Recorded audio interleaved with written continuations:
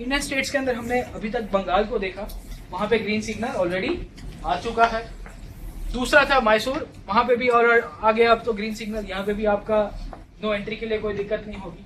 अब यहाँ पे बहुत ही बड़े फोर्सेस एस्टेब्लिश थे, वो थे Marathas, one of the biggest and the pioneer forces of the decline of Mughal empire. Mughal साम्राज्य के पतन के बाद सबसे बड़े फोर्स के तौर पे यहाँ पे जो एस्टेब्लिश हुए थे वो थे मराठाज, और अब इनका नंबर लगेगा।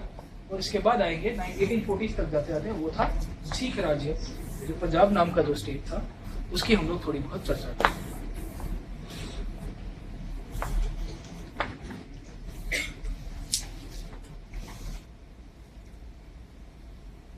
मराठास के अंदर हिस्ट्री ऐसी है कि ये सब छोटे छोटे सरदार हुआ करते, मराठा चीफ हुआ करते। वही मराठा चीफ अलग अलग सरनेम इनकी हुआ करती थी, मोरेस, जादव्स, घाटकेस, निम्बड़कर्स, देशमुख्स, देशपांडेस, एक थे भोंसलेस। वहां से ही इन्होंने कॉन्फेडरेसी बनाई, बोले 4 लोग इकट्ठे हो जाएंगे, सिंधिया से, गायकवाड़ से, होलकर से। इन्होंने से बहुत सारे लोगों ने इकट्ठे होकर कॉन्फेडरेसी बना दी, और वही कॉन्फेडरेसी के कारण इन्होंने एक पूरा एक यूनियन बनाने की कोशिश की, हम लोग राज करेंगे। मराठा सरदार की स्टोरी जो मैं आपको बता रहा था, मोरेस, घाटकेस, निम्बड़कर, जादव, सावंत, बहुत सारे थे। इसमें से ये जो भोंसले जो सरदार हुआ करते थे, ये बहुत प्रोमिनेंस के ऊपर आते। And this Bhonsle dynasty came into prominence, और वहां से इनकी शुरुआत होती है, जब इनके सबसे जो फाउंडर होते हैं भोंसले डायनेस्टी के, जिनका नाम था Shahu ji, and he acquires power. ठीक है, तो सबसे पहले मराठा डायनेस्टी का जो भोंसले डायनेस्टी का जिन्होंने फाउंडेशन रचा था, वो थे शाहू जी। शाहू जी के बाद इनके बेटे आए शिवाजी। शिवाजी के बाद उनके 2 वंशज और हुए, एक साइड पे हुए संभाजी और दूसरी साइड के ऊपर हुए राजा राम। इसके साथ साथ संभाजी के बाद दूसरे एक राजा है शाहू जी 2, और भी इनके बहुत सारे वंशज थे। हम लोग ज्यादा इनकी पॉलिटिकल हिस्ट्री के अंदर ना जाते हुए फिर से यहाँ पे कन्फाइन रहेंगे कि किस तरह से ब्रिटिश कन्क्वेस्ट हुआ और उसके इर्द गिर्द घूमते। स्टोरी ऐसी है कि पेशवा नाम की जो पोस्ट थी, जिसके ऊपर थोड़ी बहुत अभी भी पिक्चर भी बन गई थी, this Peshwa used to be very low key minister under the Shahuji dynasty. जब शाहूजी ने मराठा साम्राज्य की स्थापना की थी, तो वहां पे पेशवा नाम की एक पोस्ट हुआ करती थी, और बहुत ही कम काम वाला मंत्री था एक ऐसा, उसको एक सत्ता दे दी गई थी कि बॉस यहाँ पे तुम राज करोगे। धीरे धीरे होता ऐसा है कि संभाजी और शाहूजी 2, जो इसके बाद वाला जो किंग आया, मराठा राजा बन के आया, उसके टाइम तक आते आते ये बहुत ही पावरफुल बन जाता। शिवाजी से इसकी शुरुआत होती है, संभाजी और शाहूजी 2 के बाद, जब खेड़ की युद्ध के बाद, और उसके बाद पूरा का पूरा इनका डेवलपमेंट चला जाता है। हम लोग मराठा हिस्ट्री के अंदर मौका मिला तो हम लोग मिडीवल इंडिया करेंगे, तब उसके अंदर थोड़ा बहुत और देखने की कोशिश करेंगे। मराठास के अंदर हम लोग अभी थोड़ी बात करते थे पेशवा की, क्योंकि हमारे लिए पेशवा ही सबसे इंपॉर्टेंट पोस्ट हो जाती है ब्रिटिश कन्क्वेस्ट को लेके, क्योंकि ब्रिटिशर्स इनके ऊपर ही सबसे ज्यादा उंगली करते रहते थे, और इन्हीं को ही सब्जिक्यूट करना था। पेशवा और थोड़े बहुत और भी मराठा सरदार थे। दी मराठा कन्फेडरेसी, जो इनका पूरा का पूरा यूनियन बना, उसके फाउंडर थे बालाजी विश्वनाथ, जिन्होंने ये पेशवाशिप की स्थापना की। इसके पहले भी 2-3 और पेशवा थे, but they are not considered as real Peshwas. इसके पहले भी 2-3 लोग थे। इसके बाद आए बाजीराव 1, जिनके ऊपर से आपने देख भी लिया होगा, ओके, मूवी भी। So Bajirao Mastani and Kashibai and all. So Bajirao 1 became the next Peshwa, and he is known as the one of the most pioneer in the, मतलब इसको एक रियल फाउंडर बोलते हैं, क्योंकि इसने जो मराठा साम्राज्य का जो नक्शा बनाया था ना, वो इसने बनाया। ये ठीक है, इसके बारे में ठीक है, king becomes week and makes the post of Peshwa hereditary. Balaji Vishwanath के साथ ये भी था कि जैसे ही आपका राजा थोड़ा वीक हो जाएगा, तो पेशवा की पोस्ट को थोड़ा हेरिडेटरी बना देता है। यहाँ बाजीराव 1 के अंदर आ जाता है। 1720 से लेकर 1740 तक ही इनका शासन चलता है, और इसके इर्द गिर्द he puts large area under the control of his subordinates. बहुत सारे मराठा सरदारों को बहुत सारी सत्ता देने के पीछे इसका बहुत बड़ा हाथ है।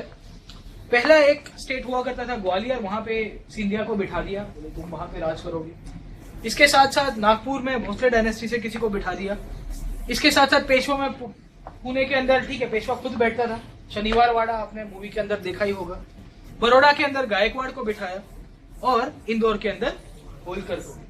So you will see that the Maratha Confederacy at that time, ये 4-5 मेन सेंटर्स हुआ करते थे, Gwalior, Nagpur, Pune and as well as some portions in Gujarat, जहां पे आपका पूरा का पूरा गायकवाड़ डायनेस्टी यहाँ पे हुआ।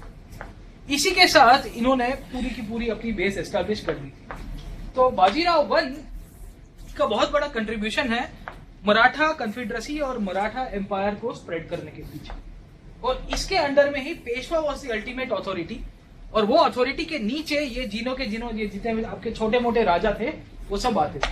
But Pune used to be the main control point and the control centre of the Maratha confederacy.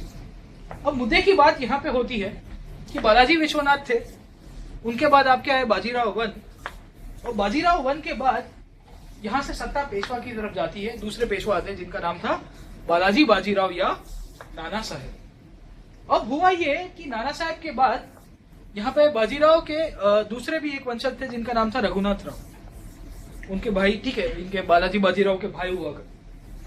अब इनको पेशवा बनना था, बट इनकी मृत्यु के बाद माधवराव को पेशवा बना दिया गया जो इनके बेटे थे।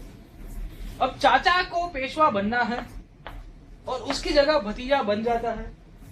आपके पास 15-20 साल का एक्सपीरियंस है, 4-5 बड़े बड़े सर्टिफिकेट्स है, बोले इतनी कंपनी में मैं परफॉर्म कर चुका हूँ, और एक फ्रेशर आके आपकी पोस्ट लेकर चला जाएगा तो कैसा लगेगा? नहीं पसंद आएगा। द सेम थिंग हैपेंस कि Raghunath Rao was very much ambitious person. इनके बीच में ये लड़ाइयां होती है, एंग्लो मराठा वॉरफेयर, इसका ही बैकग्राउंड हो रहा है। ये एंग्लो मराठा वॉरफेयर का ही बैकग्राउंड चलता है, जब रघुनाथ राव जो बहुत ही एम्बिशियस आदमी था, उसकी जगह उसका भतीजा आके बोलता है कि मैं पेशवा, तो क्या उसको बुरा लगेगा? डेफिनेटली। इसके कारण ये करता ऐसा है कि ये माधवराव जो था उसको मरवा देता है, उसका खून करता है। He tries to kill this person Madhavrao and tries to gain power, but इसके बाद स्टोरी अटकती नहीं है। स्टोरी में ऐसा हुआ कि माधवराव का एक थोड़ा सा नौजवान बच्चा था, एकदम ही फ्रेशली बॉर्न था, जिसका नाम था नारायण राव, और मराठा कॉन्फेडरेसी के एक नेता हुआ करते थे नाना फडणीस। नाना फडणीस बोलते हैं कि माधवराव का जो बेटा है नारायण राव, वो आज से रियल पेशवा हो। तो चाचा को तो ऐसा हुआ कि हाथ को आया मुंह ना लगा, बोले इसको मारा था इसके लिए क्योंकि मैं बनूंगा, तो उसका भी बेटा बिठा दिया। ये तो मेरे से 30 साल जूनियर है, ये तो 15 साल ही था। So you see that Raghunath Rao due to his whole ambitious thing, और उसको पेशवा बनना था, तो वो कहाँ जाएगा? उस टाइम के अंदर अगर आप थोड़ा बहुत बैकग्राउंड के अंदर देखोगे तो एक फोर्स अच्छी तरह से एस्टैब्लिश हो चुकी थी, वो थी ब्रिटिश। इसके बाद ठीक है बाजीराव 2 भी आता है, इसके बाद इसका नंबर लग जाता है पेशवा की तौर के ऊपर, बाजीराव 2 हम लोग आता है। What will Raghunath Rao do? Raghunath Rao अब क्या करेगा? In search of a friend, he concludes a treaty with the British at सूरत। 1775 के इर्द गिर्द वो सूरत नाम की जगह पे अंग्रेजों के साथ एक संधि करके आता है। संधि के अंदर बोलते हैं अंग्रेजों को कि बॉस यार तुम मेरी मदद कर देना, मैं पेशवा बना तो मैं तुमको थोड़ी बहुत जमीन खैरात में दे दूंगा, बट मुझे मेरी पॉलिटिकल एम्बिशंस पूरी करनी है। Under this backdrop the first Anglo Maratha war takes place. पहली अंग्रेजों और मराठा के बीच में जो लड़ाई हुई थी उसका कारण ट्रीटी ऑफ सूरत था, या ट्रीटी ऑफ सूरत के बैकग्राउंड के अंदर ही मराठा और अंग्रेज लड़े थे। The English took the help. English was supposed to help Raghunath Rao की मदद करेंगे, and 2 areas सालसेट एंड बसेन were to be given to the Britishers। और भी इनकी बहुत सारी मुद्दे थे ट्रीटीज के अंदर, बट मैं आपको वही ब्रॉडर ट्रेंड पकड़वाने की कोशिश कर रहा हूँ कि फिर से अंग्रेजों ने क्या किया कि ट्रीटी कर दो, इनके बीच में डिवीजन बैठा दो। बट हुआ ये कि इनके जब ट्रीटी की तो ट्रीटी 2 स्टेट्स के बीच में हुई, 2 राज्यों के बीच में हुई। एक तो था बॉम्बे स्टेट जो अंग्रेजों का बॉम्बे प्रोविंस हुआ करता, बॉम्बे काउंसिल हुआ करती, और दूसरी साइड पे थे मराठा जो रघुनाथ राव की अध्यक्षता में ये सब पूरी की पूरी बातें कर। 1773 का रेगुलेटिंग एक्ट अगर आप देखोगे तो वहां पे एक प्रोविजन दिया गया है लॉज के अंदर, where the Calcutta council is given supervisory authority over the Bombay and the Chennai council. Chennai और बॉम्बे के ऊपर कलकत्ता सुपरवाइजरी पावर्स उसको दे दिए जाते हैं 1773 में, जब ये आपकी रेगुलेटिंग एक्ट पास की। तो ये जो एक्ट हुआ था, ये जो ट्रीटी हुई थी, वो किसके बीच में हुई थी? बॉम्बे और मराठा के बीच में। तो कलकत्ता वाला क्या बोलेगा कि बॉस तुम्हारी ये जो आपने ट्रीटी की है ना वो इलीगल है। Are you getting my point? the Britishers inside the whole there was this power struggle within the British army और British authority के अंदर, जहां कलकत्ता का काउंसिल बोलता कि मैं बड़ा, बॉम्बे बोलता है तू निकल मैं बड़ा. Okay. As a result of this thing, the Calcutta became the supervising authority over Bombay and Madras. As this treaty was signed between Bombay Presidency and Marathas, the Calcutta Council rejected this. बोले ये treaty of सूरत हम लोग accept नहीं करते. We do not accept this treaty of सूरत. बोले ये फर्जी है, ये इलीगल है, इसके ऊपर हमारे दस्तखत नहीं है, ये नहीं चले. तो अब क्या किया जाए? बोले हमारे साथ ट्रीटी करो. तो एक नई ट्रीटी हुई, ट्रीटी ऑफ पुरंदर, एक साल के अंदर ही 1776 में. और ये ट्रीटी ऑफ पुरंदर के अंदर कलकत्ता ने मराठास के अंदर की, पर मराठास को पसंद नहीं आ रहा था कि हम लोग ये कलकत्ता के साथ ट्रीटी करें. तो इसके कारण जो पेशवा यहाँ पे बैठा था पुणे के अंदर, उसको ये चीज पसंद नहीं आती, और बॉम्बे की गवर्नमेंट थी उसको तो बिल्कुल नहीं पसंद आती. बोले व्यवहार हमको यहाँ बॉम्बे और मद्रास सूरत के इर्द गिर्द करना, और कलकत्ता वाला काहे दखल अंदाजी कर रहा है बीच में. We do not like this kind of interference. और तो पुणे को भी नहीं पसंद आ रही. तो बोले अब क्या करें? बोले तीसरी ट्रीटी कर देंगे जिसे कहा गया ट्रीटी ऑफ वडगांव. तो सूरत से शुरू हुआ था, सूरत नहीं सक्सेसफुल जाता तो बोले पुरंदर कर देते हैं, और तीसरी ट्रीटी करते हैं ट्रीटी ऑफ वडगांव. अभी ये ट्रीटी ऑफ वडगांव फिर से बॉम्बे और पेशवा नहीं. Again the same thing happens कि कलकत्ता को पसंद नहीं आएगा ब्रिटिश अथॉरिटी जहां पे जो बैठी है, और इसके बैकड्रॉप के अंतर्गत ये कलकत्ता और बॉम्बे के बीच में रिफ्ट बढ़ता रहता. अभी जब ये सब चीजें हो रही थी, in this background British army Gwalior के ऊपर अटैक कर. ग्वालियर किसके अंडर में था? सिंधिया के अंदर. और सिंधिया बोलता है कि यार माई बाप गलती हो गई, एक काम करते हैं, मैं मीडिएटर बन जाता हूँ इंग्लिश और पेशवा के बीच में. बोले आपकी सेना और पेशवा जहां पे मेरा बॉस बैठा है ना पुणे के अंदर, वहां पे मैं थोड़ी बहुत तो आपकी मदद कर दूंगा.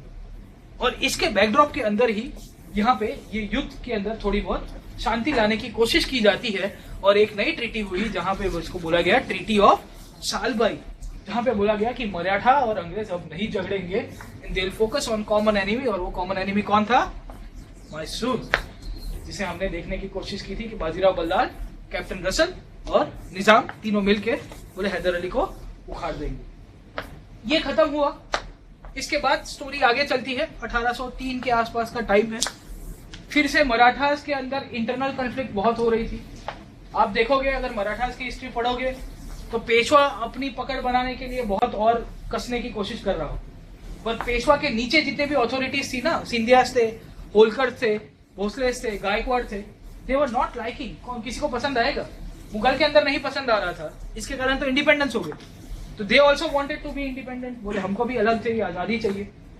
तो सेकेंड एंग्लो मराठा वॉर 1803 से लेके 1806 के बीच में चलती है, जिसका रीजन था internal conflict with in the confederacy. अंग्रेजों के अंदर ही इनके बीच में बहुत सारी लड़ाइयां, मराठास के बीच के अंदर ही बहुत सारी लड़ाइयां हो रही थी. इसके कारण ही ये सेकेंड एंग्लो मराठा वॉर हुआ. अंग्रेजों ने इसका फायदा उठाया.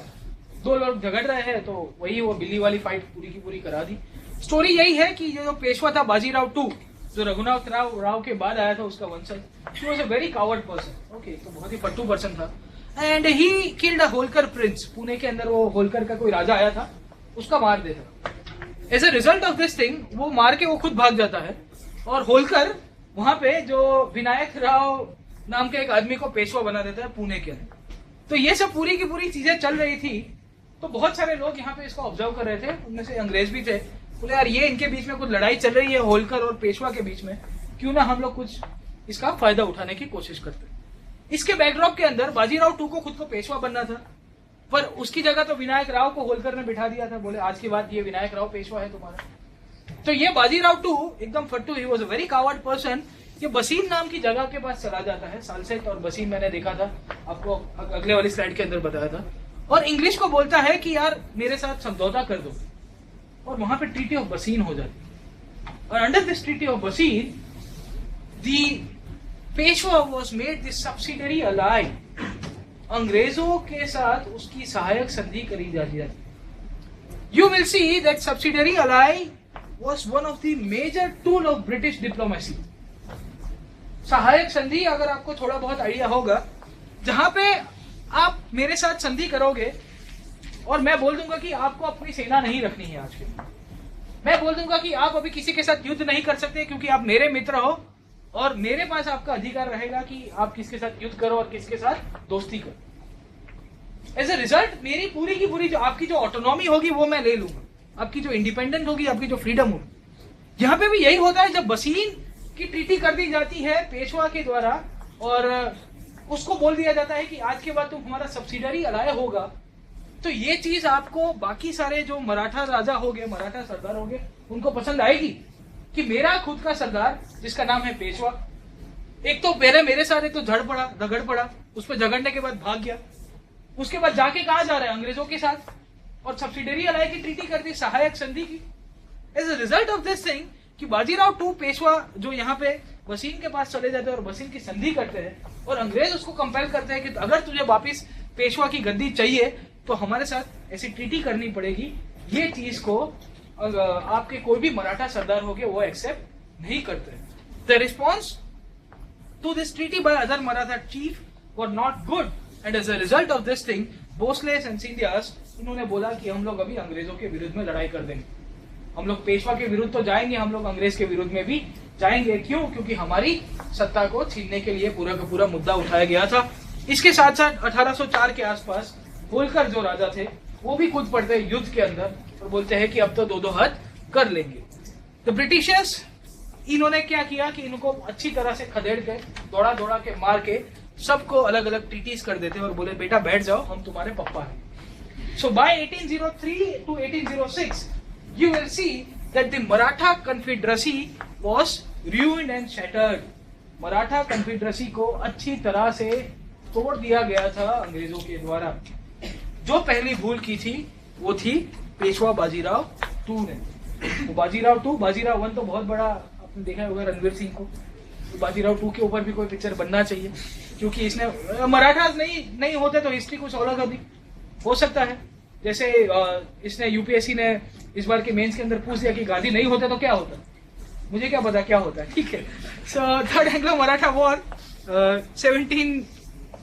1817-1818 के आसपास हुआ। It was partly related to the imperialistic design of the Britishers. अब देखिए कि तीसरी युद्ध हुआ, इसके बैकड्रॉप के अंदर मराठास ऑलरेडी वीक हो चुके हुए थे कि नहीं हुए थे, 2 लड़ाई की थी, इनके अंदर ही किसी की बनती नहीं थी। अभी अंग्रेजों की खुद की एक ये साम्राज्यवादी जो विस्तार की जो सोच थी वो आगे बढ़ गई।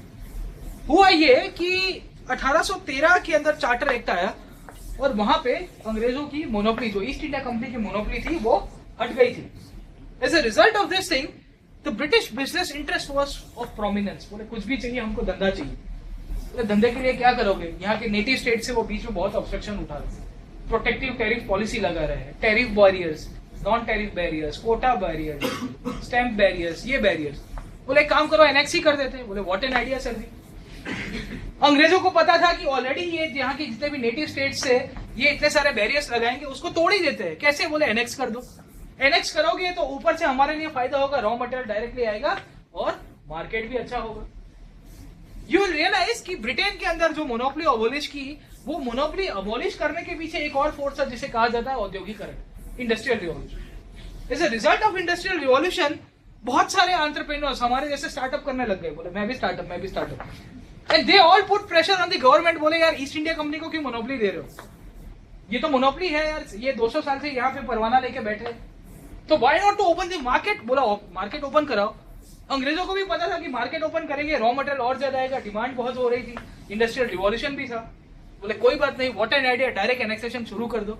ईस्ट इंडिया कंपनी एक या दूसरा बहाना लेके स्टेट्स को अनेक्स करना शुरू कर। If you see the annexation trend of the East India company 1810 के बाद इतना जोर जोर से चलता है, 1856 तक चले, 57 तक।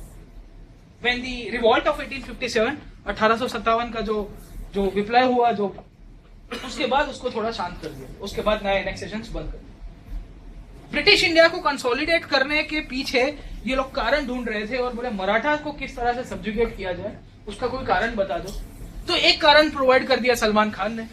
वीर मूवी देखी सबने? वीर मूवी के अंदर ये पिंडारीज का पूरा बैकग्राउंड।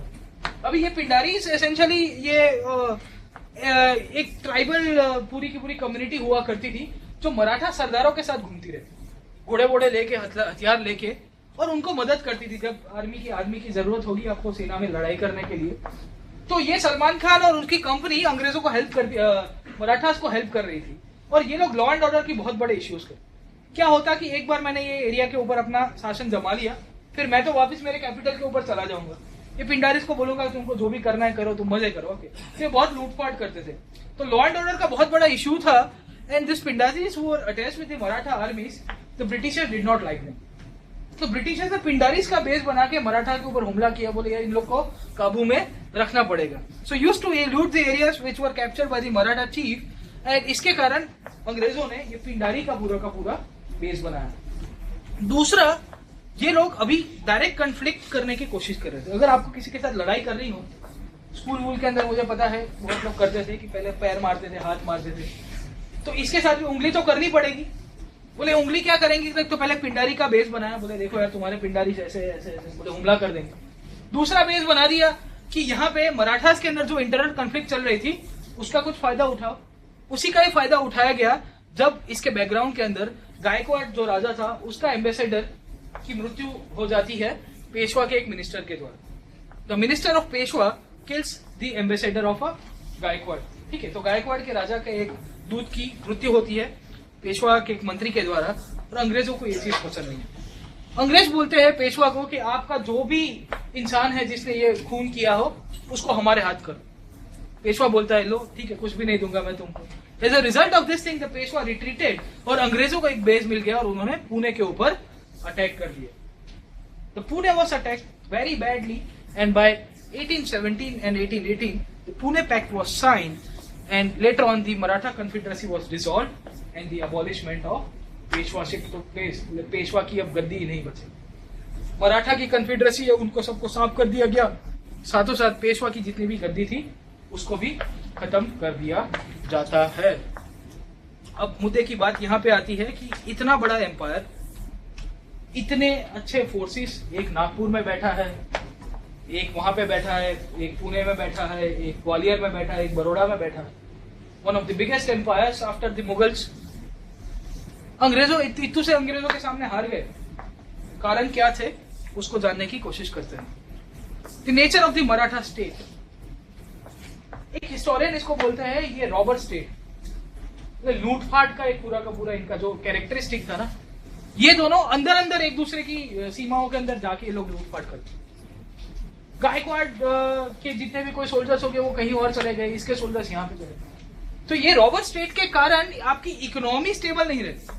आप क्या करते हो कि चोरी करके आए खजाना, वो कितना दिन चलेगा। अगर आप इकोनॉमी अच्छी खासी उभर के रखे होते तो आपके यहाँ जब युद्ध होता है तो वही आपकी इकोनॉमी का फायदा कराता, आपको थोड़ा बहुत स्टेबिलिटी प्रोवाइड करता, आपको हथियारे के लिए और पैसों की जरूरत होती, रिसोर्सेज की जरूरत होती, वो फुलफिल कर पाता। तो मराठा का जो स्टेट था वो रॉबर स्टेट था, लूटपाट के पूरी की पूरी बैकग्राउंड के अंदर बना हुआ स्टेट, इसके कारण उनको बहुत बड़ा नुकसान हुआ।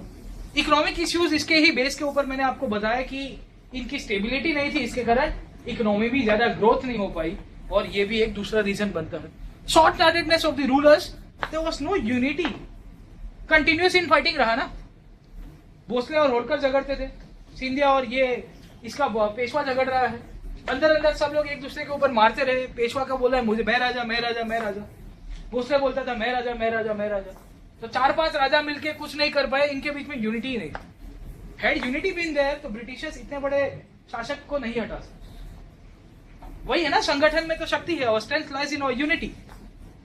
दे did not had strength because they were not united. Short sightedness of the rulers including the Peshwas, जहां पे ये कंटिन्यूअसली इनके बीच में इनफाइटिंग के कारण ये मुद्दा रहता है। इंफीरियर मिलिट्री ऑर्गेनाइजेशन, वे पिंडारिस का सहारा लेके आप कितना युद्ध जीत पाओ।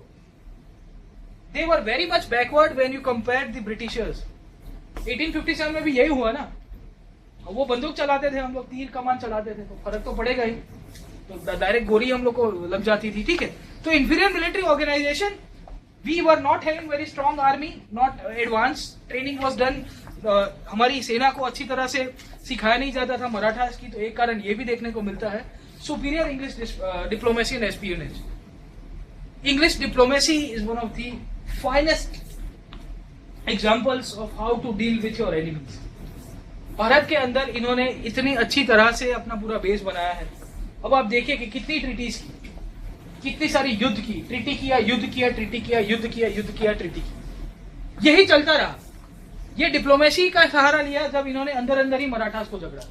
कॉन्फेडरेसी हुआ करती थी, अंदर ही इन लोग को लड़ा मरा के खत्म कर दिया। 2003 का यूपीएससी के प्रीलिम्स के क्वेश्चन के साथ क्लास को खत्म करते हैं आज के। इसका आंसर क्या होना चाहिए? असर्शन रीजन वाला स्टेटमेंट है, याद रखिएगा। Assertion Marathas emerge as the strongest native power in India after the decline of Mughal empire. Reason दिया गया है Marathas were first to have a clear concept of united Indian nation. Which one is correct? Okay, both A and R are true and R is the correct explanation of A. ये तो नहीं दिख रहा। R are true, R is not the correct explanation. Marathas were the first to have clear concept of United Indian Nation. ये तो हमने देखा failure के अंदर। A is true but R is false क्योंकि A वाला सही है। They emerged as one of the strongest forces after the Mughal Empire. The answer is C.